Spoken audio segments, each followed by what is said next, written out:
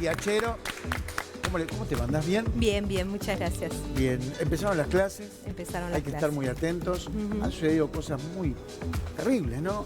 Que creo que suceden y mucho. Hay una historia que vamos a tener más adelante acá en el programa, que es una historia que tiene que ver con el bullying, que estuvimos, nos enteramos que fue gravísima y que deja muchas huellas a los chicos de por vida, ¿no? Que hasta algunas que no pueden llegar a sanar. Exacto. Hoy acá en Uruguay, ¿no? Vamos a hablar de nuestro país. ¿Cómo está esto, digamos, en números, en casos? ¿Cómo se están preparando los colegios, las escuelas para prevenir o captar si existe una situación de estas en sus establecimientos? Mirá, en realidad en Uruguay no hemos avanzado mucho en el tema, en lo que es sanción y prevención, dado que todavía sigue siendo un tema tabú. Yo creo que los centros de estudio y las personas creen que el bullying es algo muy visible, muy violento, muy violencia física, digamos, ¿no? Y en realidad eso es, cuando se llega a la violencia física es un 1% de los casos, y en realidad el 80% de los casos es una violencia prácticamente invisible o invisibilizada porque está normalizada, está naturalizada. Entonces el cerebro se acostumbra, se adapta a verla y no la podemos identificar claramente, ¿verdad? Entonces no hemos avanzado. Y otro de los temas que yo creo que por los que no hemos avanzado en el tema es porque todos en algún momento hemos formado parte de estas dinámicas en algún lugar en nuestra vida, ¿no? Ya sea por acción o por omisión. ¿No? Bien, sí. y que en ese momento no nos damos cuenta. En realidad podemos que es algo gracioso. Puede ser que nos parezca algo gracioso, puede ser también que creamos que la víctima se lo merece, algo que es muy común, porque nos convencen de que la víctima se lo merece, ya sea porque ejerció violencia o por algún problema.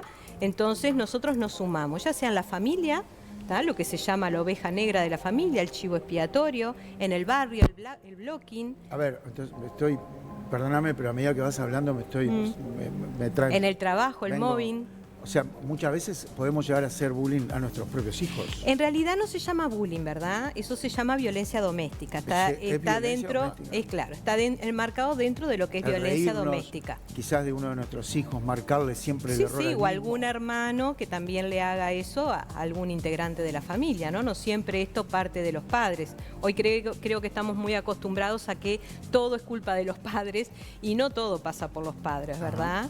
Entonces, ¿qué pasa? Como todos en algún momento de nuestras vidas hemos actuado de esa manera, por acción o por omisión, cuando estamos frente a una víctima, nos cuestiona.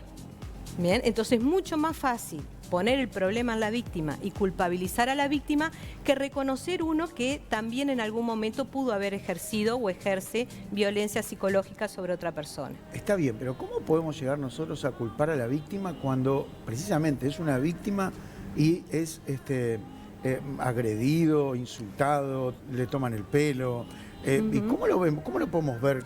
Porque en realidad está eso. la cultura en los centros de estudio de que el chico que sufre de bullying o es tonto, o es débil, o es frágil, entonces o hipersensible, entonces aparece esto de justificar la violencia, ¿no? Es algo realmente, como tú dices, muy raro y muy perverso, pero lo solemos saber. Mira, ¿ustedes se acuerdan del caso de Fausto? El año pasado, el otro, antes de la pandemia, Fausto sí, que grabó un video diciendo que no podía ser, de que él sufría. Bueno, sí, clarísimo. Públicamente dijeron que Fausto tenía un problema psiquiátrico, las propias autoridades de la educación. Entonces, es algo que lo hacemos todos, en realidad. ¿Qué terminó pasando con Fausto para completar a los que no lo recuerdan? Bueno, Fausto tuvo que irse del centro de estudio. Pasó a otra UTU donde no podía hacer robótica, por lo tanto tuvo que renunciar a lo que a él le gustaba, que era hacer robótica. En la otra UTU hubo un proceso también de persecución, en el sentido de que querían que la mamá firmara un papel para justificar de que él había tenido algún problema psiquiátrico, como si eso justificara el bullying del que fue víctima, porque aunque lo tuviera, ¿no? Sí, claro. Obvio. Exacto. Y bueno, y terminó perdiendo el año, así que repitió y bueno, y ahora sigue un año, después continuó estudiando evidentemente, ¿no? Pero Si bien- no fue fácil para él. Si bien la niñez y la adolescencia son momentos complicados para todos, ¿no? Porque estamos sufriendo cambios, descubriendo cosas. Algunos nos agarran más fuertes, otros más débiles. Digo, ¿hasta dónde puede llegar, teniendo en cuenta la vulnerabilidad del chico, ¿no? ¿Hasta dónde puede llegar el bullying hasta que el chico decide suicidarse? Este año nos enteramos de un caso terrible en Estados Unidos, donde un chico termina suicidándose, habiendo dado muestras de que estaba sufriendo y padeciendo, que los padres no pudieron ver. Digo, hoy, quizás como se dice siempre, con el diario del lunes, uno lo analiza y dice, pero este chico estaba sufriendo. Pero los padres no se habían dado cuenta. Por eso yo no estoy de acuerdo cuando hacen las campañas de prevención del suicidio que digan, bueno, ustedes tienen que ver los indicadores, las señales. A ver, la familia es la familia. Hay un montón de cosas que se entrecruzan en los vínculos que uno no tiene por qué visualizar o no está preparado para visualizar. Entonces después cuando pasan estas cosas se genera mucha culpa. Hay que tener mucho cuidado con esos mensajes tan culpógenos, ¿no? Sí, en realidad, imagínate, si los niños ven lo que pasó con Fausto y lo ven en los centros de estudio todo el tiempo, lo que pasa con las víctimas que denuncian, solo 2 de cada 10 dicen que lo están sufriendo. ¿Por qué? Porque tienen miedo a la represalia o tienen miedo a que no les crean, que es generalmente lo que sucede. A las consecuencias de sus dichos. Exacto. Yo porque papá que dice, bueno, le cuento a mamá, papá, van a ir al colegio, Exacto. van a hablar con la directora va a llamar a quien hace bullying. Entonces, cuando piensan todo eso, dice, bueno, mejor me callo. Exacto. Ahora, pero esto entonces no se soluciona con diálogo. En realidad se soluciona con una política de prevención que sea a nivel nacional, porque los centros de estudio que trabajan en prevención del bullying son muy poquititos, realmente, y lo que los hacen seriamente son menos todavía, ¿no? Seriamente digo que haya una política, una cultura de prevención del bullying. Y para que haya justamente una cultura de prevención del bullying, lo que tenemos que lograr es que el centro de estudio trabaje esta violencia todos los años, durante todo el año, en forma sistemática, repetitiva y sostenida, porque esta violencia es repetitiva y sostenida. Ahora, hay que trabajar más sobre quien hace bullying que quien lo recibe, obviamente. No. ¿O no? No, hay que trabajar en los cómplices. En los dos porque están sufriendo los dos. En realidad, claro. Perdón, en los cómplices. En los cómplices. En realidad la mirada víctima-victimario es una mirada dualista que lo único que genera es mayor violencia, que es lo que está pasando con otros ámbitos de la violencia. La violencia es muy compleja, ¿tá? Y tiene muchísimas variables. Nosotros no podemos poner solamente la variable en el victimario y en la víctima, ¿tá? Porque es una mirada reduccionista. Entonces, ¿qué pasa? Está comprobado que quien es el motor de la dinámica del bullying son los cómplices. Claro. Porque si el chico que hace bullying no se le suma a nadie, no logra ese... No tiene gracia. Claro, no logra el poder, porque el bullying tiene que ver con una simetría de poder. Por eso dicen, ¿por qué vos no te defendes? Porque no es un conflicto, hay una simetría de poder. ¿Cómo logra la simetría de poder? Haciendo que los demás se mimeticen. Te explico. El chico bullying, la víctima se convierte en una amenaza para un chico o una chica bullying. ¿Bien? ¿Tá? Ya sea por celo, por secretos a proteger o por envidia. ¿Bien? Este chico bullying lo que va a tratar es de destruir a su víctima. Y lo va a hacer a través de humillarla, denigrarla, hacerle el vacío, aislarla, aplicarle la ley del hielo. ¿Bien? ¿Cómo va a lograr eso? Solo no puede. Entonces va a buscar la vulnerabilidad que ese niño tenga, ya sea cualquier vulnerabilidad que la va a determinar el contexto. Esto siempre lo explico porque generalmente se confunde discriminación con bullying. Bien. Y no se le hace bullying a un niño por ser gordito, ni por tener una discapacidad, ni por ser el más inteligente, ¿bien? Sino que van a utilizar esa vulnerabilidad para generar lo que se llama el efecto mimético. Yo me río de ese niño, de esa vulnerabilidad, el niño reacciona, veo que reacciona y los demás se me empiezan a sumar. Primero en forma de broma, en forma de chiste, pero esa sumatoria va generando ese desequilibrio de poder, que es lo que hace que el chico cada vez vaya teniendo menos poder y el otro vaya teniendo más poder. Si nosotros logramos cambiar culturalmente y hacer que los niños se mimeticen con la víctima y no con el victimario, entonces el victimario, a no tener a nadie, no puede hacer nada, se diluye. ¿Me explico? Esto es muy simple. Está bien, vos me decís que es muy simple, pero esto, tanto así de fácil como lo explicás vos acá, ¿no hay charlas en las escuelas, en los liceos, en los colegios, a los docentes y a los propios chicos no se les da charlas como para que entiendan lo que vos estás diciendo? No, porque justamente hay todavía una creencia de que si se habla de bullying, todo el mundo va a denunciar Bueno, bullying. en una época se hablaba de suicidio con eso, ahora... Exacto. Y por otro lado, es cierto que a partir de que ya hace más de 10 años que estamos hablando del bullying, ya los padres van al centro de estudio y dicen, mi hijo sufre de bullying, que capaz que no es bullying. Bien, entonces también esto ha generado presión en los centros de estudio de decir, bueno, hay que empezar a abordarlo, bien, porque justamente no todo es bullying, bien. Bien, que ahí me quería detener también, que lo dijiste recién. No todo es bullying. ¿Cuándo es bullying? El bullying es una dinámica sistemática y repetitiva sostenida en el tiempo.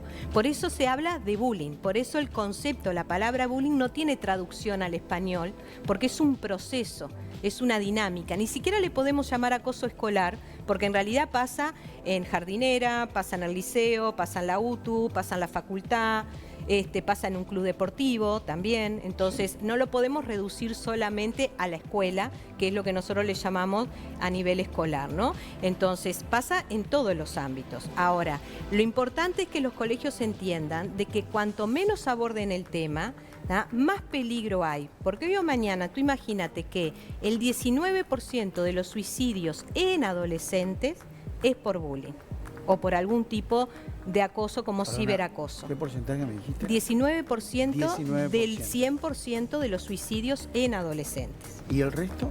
¿El resto? ¿El resto de los suicidios? No sé, son por diferentes motivos. Bien. ¿Tá? Pero el 19% Hay un estudio en Uruguay hecho en el 2018. Sí, sí. Número muy alto. Claro que es muy alto. Por eso te digo, nos horrorizamos cuando alguien en el exterior se suicida y lo tenemos acá, Por eso, a la vuelta de la te iba a esquina. preguntar, quizás no se hace, no aparecen las noticias, porque Es me que estás no hablando hay... de un 19%. Y bueno, es que no hay un seguimiento, no hay una impronta, no hay una visibilidad de este problema. O quizás es difícil reconocer que el chico llegó a esa decisión por bullying. Y bueno, sí, yo creo que generalmente, bueno, vieron al final era problemático. Lamentablemente es lo que yo he escuchado, muy tristemente, porque habla de dónde estamos parados respecto al ser humano mismo, ¿no? Quiero por un segundo volver a lo que dijiste anteriormente, pues es re interesante el tema de los cómplices, ¿verdad? Porque yo cometía el error de hacer hincapié en el chico que hace bullying y el que lo recibe. Claro. Y obviamente es clarísimo lo que vos decís. El chico que hace bullying lo hace para ser cada vez más popular o cada vez tener más poder. Exacto. Y si los demás no apoyamos a esa figura, va a desaparecer. Exacto, exacto. Por eso las campañas de bullying en todos los países del mundo que la trabajan con la seriedad que merece, que es a nivel nacional. No estamos acá, ¿no? No, acá imagínate que ya van 2 veces que presento un proyecto de ley que está enfocado en la prevención, ¿tá? El último fue hace 2 años y el anterior fue hace 7 años. El primero que presentamos no se movió de la Comisión de Educación y se movió un poquito, pero bueno, cuando le pidieron al Codicen, a Robert Silva, que se expidiera, creo que ahí escuché una entrevista que él manifestó que no estaba de acuerdo porque se judicializarían los conflictos, lo cual ahí quedó frenado. ¿Y entonces cuál sería la solución para Silva? No sé. Tendríamos que preguntarle a Robert Silva a ver cuál sería la solución. Con todo respeto. Sí. No, me llama la atención porque en realidad bullying no es conflicto. Y si vamos a hablar de judicializar los conflictos, ya estamos viviendo en una sociedad donde los conflictos están todo el tiempo judicializados, ¿no? En realidad el bullying tiene que ver con una violencia, una de las peores para los niños. Hoy, justo antes de venir, atendí un pequeño de 8 años que realmente el sufrimiento que le genera y la impotencia, te digo que es tremendo. Tremendo. Y a los padres también, ¿verdad? Porque sienten que no pueden hacer nada y que no hay una respuesta. ¿Cuál es el consejo o la charla que debemos tener? Bueno, este caso que vos marcaste puntual es un chico que sufre de bullying. Sí. ¿Cuál es la charla para ellos? Y además, ¿cómo debemos actuar nosotros en casa? Lo que pasa es que esto pasa en el centro de estudio. Y te voy a explicar una cosa, el chico bully o la chica bully tienen la habilidad de hacerle creer a los demás que la víctima se lo merece. Entonces, si partimos de ahí, todo lo que nosotros trabajemos en valores, todo lo que nosotros trabajemos en casa, si se junta una patota, un GAN, la moral se disuelve. ¿Entienden? Porque todos están convencidos, se van mimetizando unos a otros. Es así como han llegado, no acá en Uruguay por suerte, pero en otros países sí, no muy lejos, Argentina, a matar a la víctima. Casos. Sí, tremendos. Cuando hice el congreso en Ecuador, sí creo que fue cuando fue en Ecuador, el mismo día que iniciábamos el congreso, una nena se había muerto en la noche de un derrame cerebral de la paliza que le habían dado. Una nenita, era porque en el bullying se dan entre sexos, ¿no? Las nenas le hacen a las nenas y los varones a los varones. Pero las nenas, por un tema de no tener la fuerza física que por ahí tienen algunos varones, había convencido a unos varones de atar a esta niña y pegarle. Y eso fue lo que hicieron durante media hora. Y la mataron. Y nadie vio nada. Y bueno, en la noche termina teniendo un derrame cerebral y se muere la niña. Recién lo sobrevolaste un poco el tema, pero ese es el efecto manada, o sea... El efecto manada, exactamente. El efecto manada donde la gente... Pero además, digo... No, pero lo vemos todo el tiempo, el efecto manada. No voy a justificar a nadie en esto que voy a decir. Digo, pero a veces se transforma, hay personas que se transforman. Se transforman, sí. Y son otras y actúan de una... De una forma muy primitiva, muy primaria. ¿Por qué? Porque están... El efecto manada. Sienten el apoyo de todos. Exactamente. Y es tanto para un lado como para el otro. O sea, acá no se puede decir, bueno, él es bueno y él es malo. No, el efecto manada nos puede agarrar a todos por igual. Por eso hay que estar muy fortalecido, ¿tá?, en las cosas, en la identidad, de decir, bueno, esto no está bien, aunque la víctima creamos que se lo merezca. No está bien porque terminamos haciendo lo que estamos criticando. Y esa disonancia cognitiva, que es la que vemos hoy todo el tiempo, ¿tá?, de personas que por ahí, por causas muy nobles, salen a la lucha, pero mientras están en la lucha, lastiman a otra y ejercen violencia sobre otra, pero es como que no conectan, ¿tá? Esa disonancia cognitiva es lo que nos está arruinando como sociedad y nos está llevando a reacciones muy primitivas, ¿verdad? Porque no unimos, no juntamos. Creo que nos sorprende a todos el ver cómo el contexto puede llevar una situación a un lado o al otro, ¿no? Y pasábamos por arriba un poco en la intervención de los padres, en cómo manejar las cosas, en cómo distinguirlos, no dejarse llevar también por lo que van diciendo los pequeños, pero también distinguir las situaciones. Es muy difícil como padre. Y además hay una herramienta que muchas veces es de doble filo, el grupo de WhatsApp de padres. ¿Cómo se manejan cuando se hacen este tipo de planteos? ¿Han hablado al respecto? ¿Qué se le aconseja a los diferentes grupos de padres respecto a ese grupo que es tan útil, pero muchas veces puede llevar como una bola de nieve sin verificación diferentes situaciones? Y muchas veces terminan sumándose. Claro. Yo he visto padres que han ido a denunciar bullying y enseguida los eliminan de los grupos de padres o empiezan a hablar mal de su hijo o al revés, empiezan a atacar al hijo de la otra persona. O sea, como que el bullying es como una bacteria que se va como desparramando, ¿verdad? Y va contaminando muchos aspectos de la vida. Que llegar a ese punto en los grupos de WhatsApp. Sí, se llega lamentablemente. No te digo siempre, ¿no? Pero son cuestiones que han pasado, que son reales. ¿Cómo se puede regular, cortito, como en realidad, para algún profesor hay que que lo tenga tener en cuenta?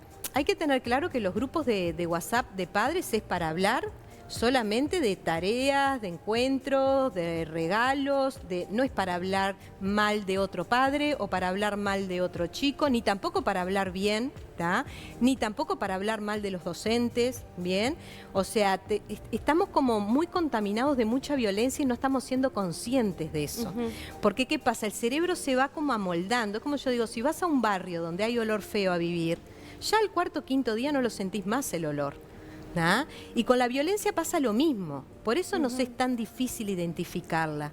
porque siempre nos está interpelando a nosotros, ¿bien? Entonces, una de las cosas, por ejemplo, que los padres pueden enseñar a los chicos en casa es a poder desnaturalizar esta violencia, ¿bien? Y poder ver, yo que sé, hay videos muy lindos de cartoon, hay lindo material en internet, hay que tener mucho cuidado que ese material no estigmatice a la víctima, porque todavía hay mucho material que pone un perfil de víctima, que no lo hay, porque cualquiera puede serlo, pero sí poder decir, bueno, ¿y cómo reaccionaría frente a esta situación? ¿Y a quién pedirías ayuda? Hablarlo. Claro, el chico te termina diciendo, bueno, ¿y para qué le voy a decir a la maestra si la maestra lo está viendo y no hace absolutamente nada? Entonces, por eso es que necesitamos que el proyecto de ley salga para que realmente se instale como una obligación, que haya protocolos y capacitación y un entrenamiento permanente en los centros de estudio. Va a ser la única forma de lograr disminuir un flagelo que viene en aumento, porque vos toda violencia que no la sanciones va a ir aumentando. Claro. Esa es una realidad. Silvana, justamente recién decías que lo importante está en enfocarse en lo que es el cómplice y no tanto en estas figuras de víctima y victimario. Y a su vez que uno puede ser cómplice tanto por acción como por omisión. Mi pregunta va para el lado de, que no lo tocamos todavía, el tema de la omisión. Entiendo que quizás en ese grupo están los que de repente sienten miedo de no formar parte de que sí está en la acción, dándole vida al victimario. ¿Y qué se hace? ¿Cuál es el mensaje para esa gente que siente miedo de repente hasta de convertirse en la nueva víctima por ir en contra del victimario? Ese es el mayor miedo. Ahí está. ¿Cuál es el mensaje para esa gente que forma parte omitiendo y no haciendo nada al respecto? Mira, te voy a contestar con un video de una campaña que hubo en España hace 2 años, que a mí me encanta, que la pueden buscar si quieren, que es de los superhéroes la campaña, donde mostraba claramente la víctima y los victimarios, ¿no? Era un varón y varios varones y creo que había una nena, ¿no? Y uno de ellos, el que más miedo tenía, el que más alejado estaba, bien, piensa que es un superhéroe. Y entonces agarra valor y va y se pone con la víctima, ¿bien? Y entonces los demás ven que él pudo ponerse. Y al ver que los demás pudieron ponerse, la nena se transforma de Mujer Maravilla y se suma. Y ya ahí empieza a generar el efecto mimético al revés. Tanto es así que todos terminan protegiendo a la víctima y el victimario se va solo, frustrado, sin poder hacer absolutamente nada. Más que aislarlo no, porque estaríamos haciendo lo mismo. Al revés. Exacto, eso es lo que hay que tener cuidado. Mira, hubo un caso muy interesante, una vuelta en España, de una niña que estaba en sillas de ruedas y que se suicida víctima de bullying, ¿no?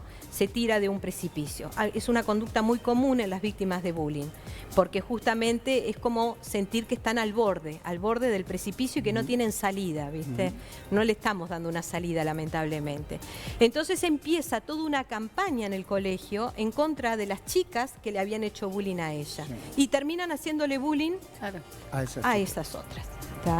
E incluso deseándole la muerte, o sea, cosas terribles, ¿no? Es el efecto manada, justamente, que hay que tener mucho cuidado. Por eso es muy simple trabajar en prevención del bullying, pero hay que ser muy cuidadoso y yo creo que la clave es empezar con uno mismo, a cuestionarse uno y a estar todo el tiempo, bueno, esto no será violencia lo que estoy haciendo, o sea, estoy haciendo lo que no estoy queriendo, aquella frase tan que la usábamos todo, no hagas lo que no quieres que te hagan, ¿no? Un poco como volver a eso. Silvana, ¿cómo ayudamos al niño o niña o adolescente que vos lo llamaste niño o niña bully? Sí. ¿No? ¿Cómo los ayudamos a ellos? Porque ellos también están sufriendo. O ellos también en su casa sufren de violencia y por eso llevan violencia, ¿no? ¿Cómo nos enfocamos ahí también? Porque calculo que me encanta esa pregunta. En realidad, los chicos bullying no necesariamente sufren de violencia en su casa. Eso es un mito, ¿está?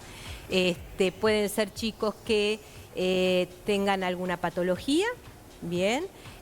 Pueden tener un trastorno disocial o antisocial de la personalidad y no necesariamente eso se debe a que sufrieron violencia. Puede ser efectos de traumas, tanto traumas intrauterinos, traumas en el parto, etcétera. ¿Esto por qué lo digo? Porque generalmente cuando uno se acerca a un padre a decirle que su hijo está haciendo bullying, se ponen a la defensiva. Lógicamente se van a poner a la defensiva porque los estamos culpando a ellos y responsabilizando de lo que está haciendo su hijo. Y no necesariamente es así.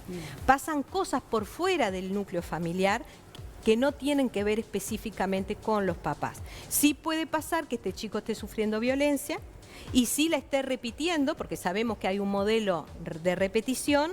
Y ahí es donde yo le planteo a los docentes, bueno, supongamos que este chico está sufriendo de violencia, pero no por eso lo vamos a tratar como una víctima, porque también está siendo victimario. Y si nosotros no sancionamos esta violencia que está sufriendo en el centro, que está ejerciendo en el centro de estudio, le estamos diciendo que la que los padres le hacen a él está bien. Claro. ¿Te das cuenta el mensaje que estamos mandando? Sí. Entonces, es la complejidad de la situación que muchas veces no se sabe cómo abordar, porque caemos en estos mitos de que funciona de esa manera. Sí tenemos que abordar a estos chicos, tenemos que ver qué está pasando, si están sufriendo violencia, si tienen un trastorno de personalidad, porque puede derivar después en una psicopatía, se transforman al no tener sanción y al ir haciendo lo que quieren a lo largo de la vida escolar, se transforman después en auténticos depredadores. Claro. De hecho, hay investigaciones que muestran que el 64% antes de los 21 años delinquen, de los chicos bully, de los que disparan estas dinámicas, ¿no?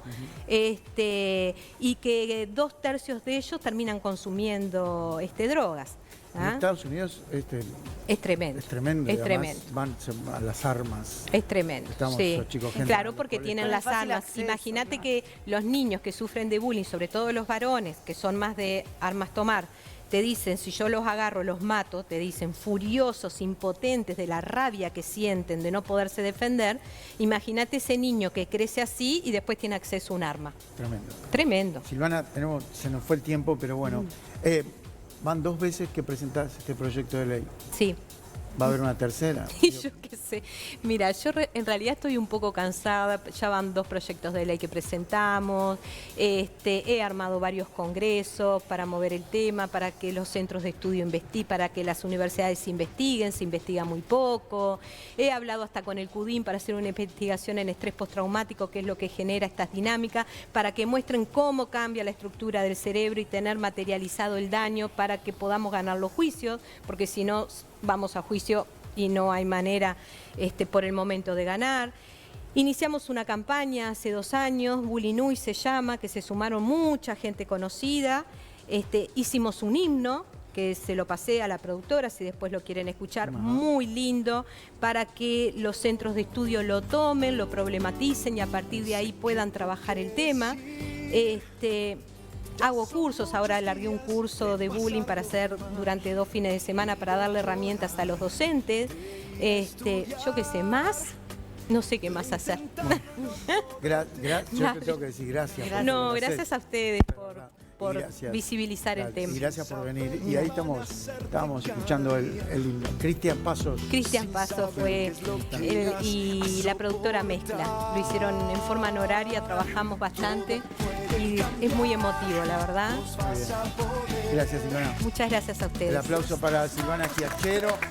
La verdad, un tema realmente complicado y no hay que dejarlos de lado porque son los chicos y hay muchos que sufren y mucho, valga la redundancia.